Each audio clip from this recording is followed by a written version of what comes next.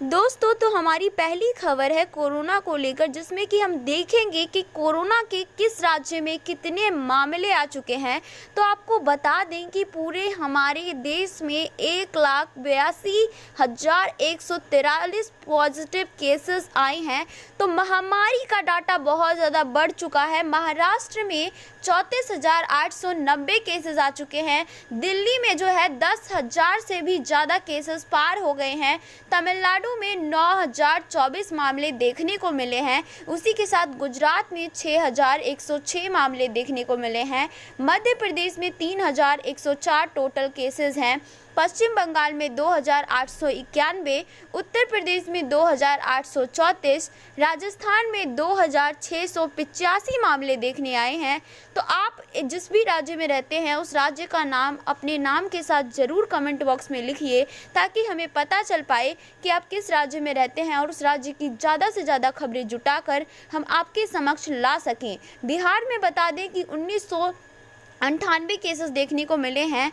वहीं आपको बता दूं कि असम में 1,018 हैं, केरल में 624 हैं। इसी के साथ और भी जगहों पर जो है वो केसेस बढ़ते ही चले जा रहे हैं। तो ये खबर है हमारी बिहार को लेकर कि बिहार के एक ज़िले से अगर आप दूसरे ज़िले में जाना चाहते हैं तो उसमें आपकी एंट्री बिल्कुल भी नहीं होगी। और 24 घंटे की जो चेकिंग का आदेश जो है वो गवर्नमेंट ने दिया हुआ है, मीन्स नीतीश जी ने दिया हुआ है। तो आपको बता दें कि कोरोना के बढ़ते मामले को देखते हुए राज्य सरकार गैर जरूरी आवाजाही को सख्ती से रोकने में जुट गई है। अंतर जिला मूवमेंट को रोकने के लिए सीमाओं पर चेकिंग होने का आदेश कर दिया गया है। पिछले कई दिनों में राज्य में कोरोना के मामले एकदम तेजी से बढ़े हैं। कई जिलों जो कि इस महामारी की चपेट में नहीं थे, वहां पर भी कोरोना मरीज देखने को मिले हैं।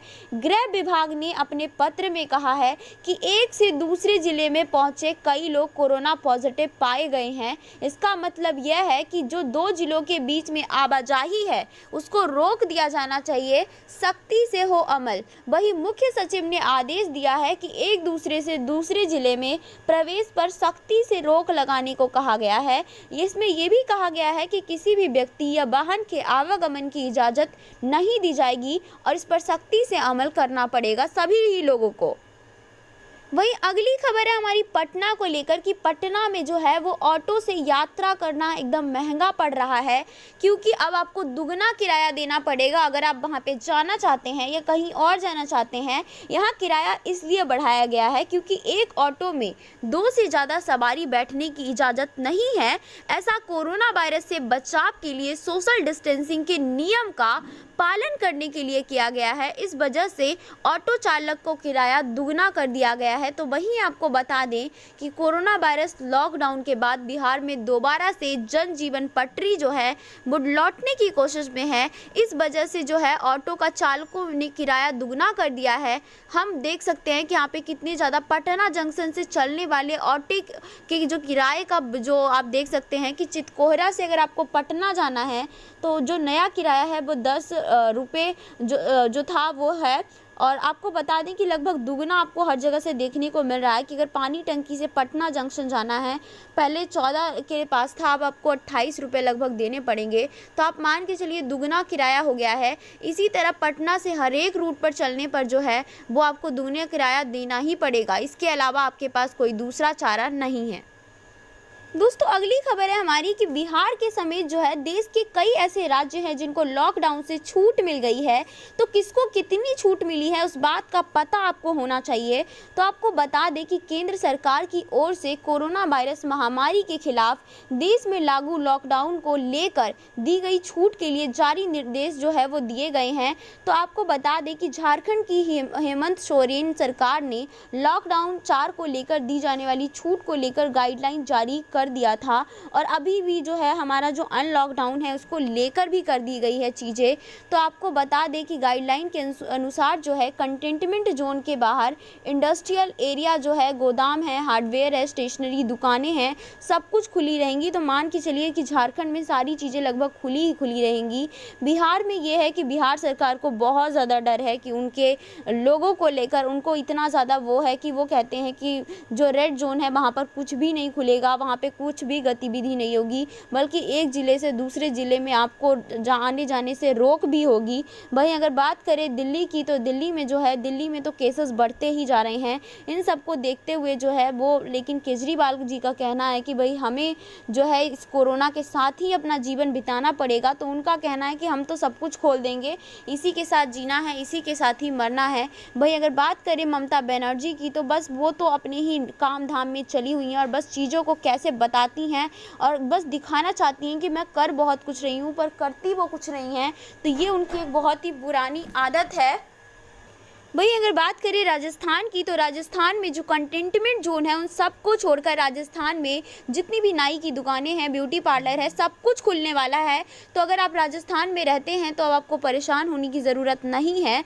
और वहीं बात करें गुजरात की, तो गुजरात में जो है कंटेनमेंट, नॉन कंटेनमेंट जोन होंगे, जिसके अकॉर्डिंग देखा जाएगा कि नॉन कंटेनमेंट जोन में सब चीज़ की छूट दी जाएगी, लेकिन जो कंटेनमेंट जोन है वहाँ पर कई चीज़ों पर जो है वो पाबंदियाँ लगा दी गई हैं। हैदराबाद की बात करें तो हैदराबाद में 31 मई तक जो है वो हमारे राज्य में लॉकडाउन का विस्तार करने का निर्णय लिया गया है और उसमें ग्रीन जोन होंगे और उसी के अकॉर्डिंग ही सारा काम चलेगा। अगली खबर है पटना को लेकर कि पटना में सब्जी मंडी से जुड़े 17 पॉजिटिव केस सामने आए हैं। मतलब सब्जी मंडी में जाने के कारण 17 लोगों को जो है वो कोरोना हो गया है।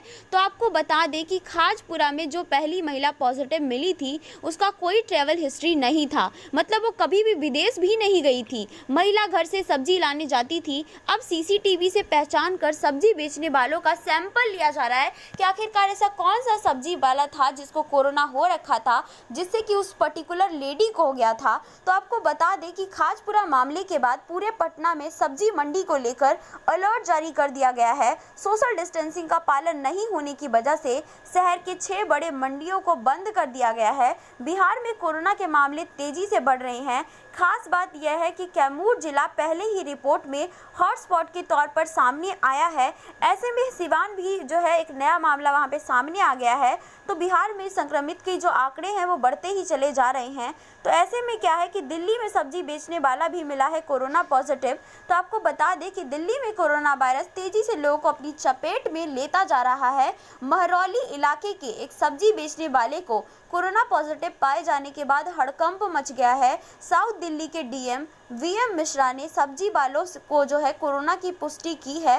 प्रशासन अब उसके संपर्क में आए सभी लोगों की जांच कर रहा है और इलाके के सभी सब्जी बेचने वालों की भी स्क्रीनिंग की जा रही है ताकि पता लगाया जा सके कि कहीं वो कोरोना से पीड़ित तो नहीं है।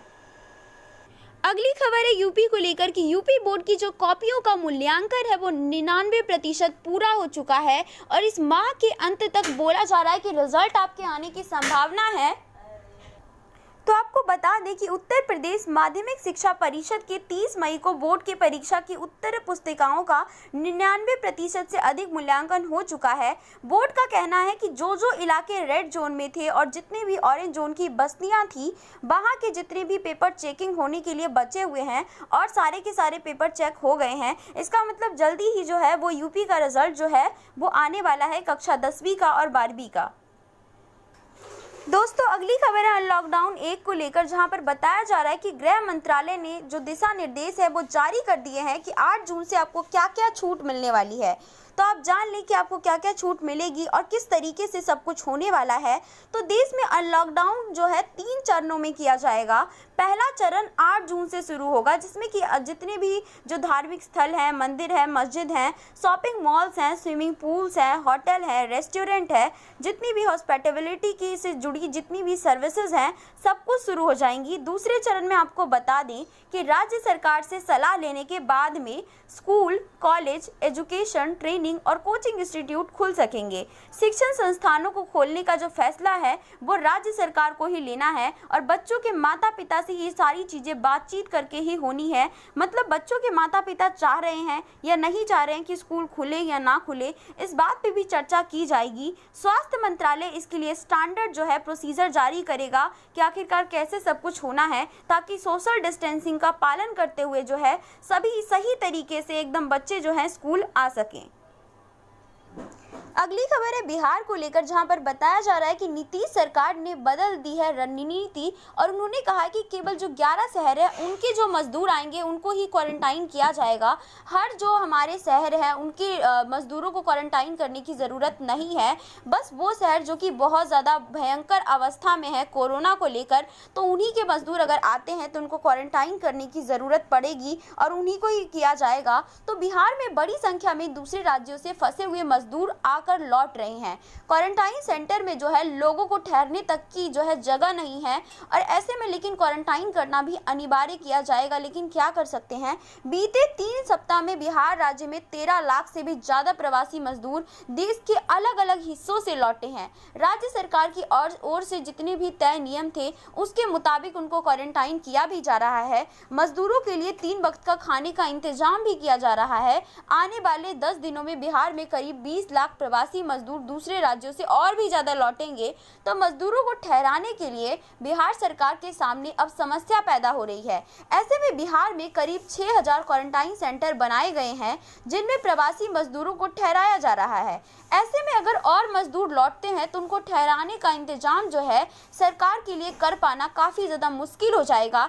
ऐसे में ही जो है सरकार ने एक नया जो है सोची है चीज़, प्रवासी मजदूरों को लेकर बनी है 2 लिस्ट कि आखिरकार 11 शहरों के आए हुए लोगों को क्वारंटाइन सेंटर ही करना होगा अनिवार्य। जो मजदूर मुंबई, पुणे, अहमदाबाद, सूरत, दिल्ली, गाजियाबाद, नोएडा, गुरुग्राम, फरीदाबाद, बेंगलुरु और कोलकाता से वापस बिहार लौटेंगे उनको क्वारंटाइन ज़रूर किया जाएगा और बल्कि 14 दिनों तक उनको वहां पर रहना पड़ेगा। अगर कोविड-19 के लक्षण उन मजदूरों में नहीं दिखते हैं तो उन्हें फिर घर जाने के लिए दिया जाएगा। इस दौरान उन्हें होम क्वारंटाइन में भी रहना होगा। अन्य मजदूरों को रहना होगा क्वारंटाइन। इन शहरों के अलावा देश के किसी भी हिस्से से जो भी प्रवासी मजदूर लौटेंगे उन्हें दूसरी श्रेणी में रखा जाएगा। बदले नियमों के मुताबिक ऐसे मजदूरों को होम क्वारंटाइन किया जाएगा और उन्हें मतलब वहां पर अलग से क्वारंटाइन करने की ज़रूरत नहीं होगी।